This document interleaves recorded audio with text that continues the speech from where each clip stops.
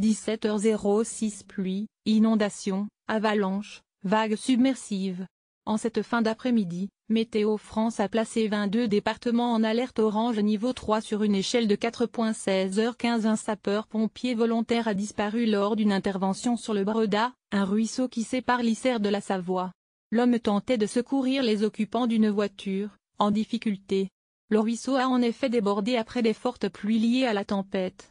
Les occupants du véhicule, 2 adultes et un enfant, ont été sauvés, mais le pompier est toujours recherché, rapporte le Dauphiné Libéré. 14h54. La préfecture de l'Isère invite à la prudence et à reporter les déplacements non indispensables, après la mort d'une femme âgée dans sa maison inondée, à Cré-en-Belledonne. En risque maximal avalanche, la montagne est impraticable. En risque maximal avalanche, la montagne est impraticable car les coulées s'y déclenchent spontanément, explique Dominique Létang de l'Association nationale pour l'étude de la neige et des avalanches ANENA. Le risque d'avalanche est estimé à 5 sur une échelle de 5 dans toute la Savoie sauf les Bauges, dans les 3 massifs de Haute-Savoie Aravis, Chablais et Mont-Blanc et dans les 4 massifs du nord des Hautes-Alpes d'Évoluy, Champsaur, Tabor et Pelvoux. La situation est extrêmement délicate car ces avalanches peuvent atteindre les voies de communication, les infrastructures et les habitations et dépasser les emprises connues jusqu'alors. Notamment les accès aux stations peuvent être dangereux avec les coulées de neige. Éviter toute pratique de la montagne. Cette situation résulte de la conjonction de 3 événements, détaille M.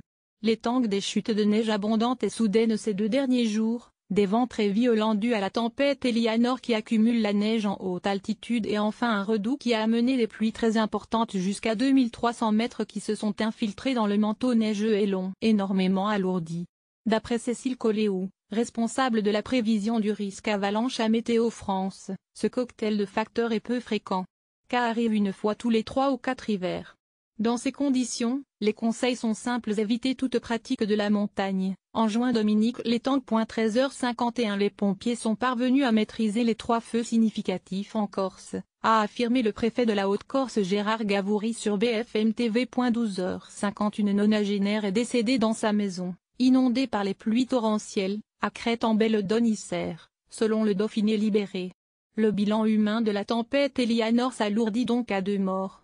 Le premier était un jeune skieur, décédé mercredi en Haute-Savoie. 12h44. En Savoie, à Val-Thorens, station la plus haute d'Europe, la municipalité ne demande plus aux vacanciers de rester confinés chez eux mais le domaine skiable demeure fermé à l'exception des tapis de débutants. De même, le domaine skiable de Tignes-Val d'Isère reste fermé. Plus de 380 pompiers restaient par ailleurs mobilisés sur 2 incendies en Corse, des feux d'une intensité exceptionnelle en plein hiver, selon la préfecture, qui attribue cet événement non seulement à la sécheresse des sols, mais aussi à la violence des vents. L'incendie de Sant'Andra-di-Cotone Haute-Corse, qui a parcouru près de 1000 hectares, était toujours actif à la mi-journée et a occasionné la destruction d'un restaurant et d'une bergerie. À Yatra Canal d'Yverd, un peu plus au sud, 10 habitations ont été touchées par les flammes, dont 5 détruites.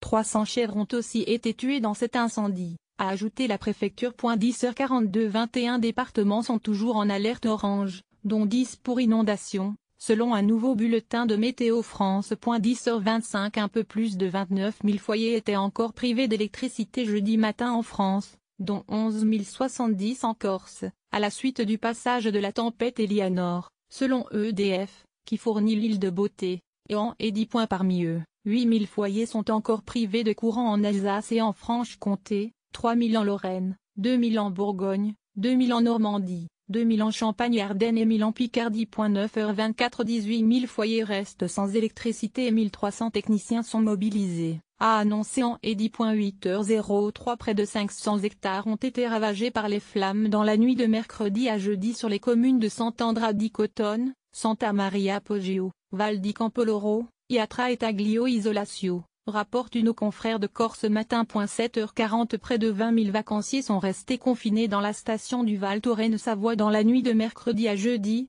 selon le Dauphiné Libéré. La route d'accès à la station a dû être fermée ce mercredi, obligeant plusieurs personnes à dormir dans la salle des fêtes. La station reste fermée en raison du risque d'avalanche. 6h35. 21 départements étaient toujours jeudi matin en vigilance orange.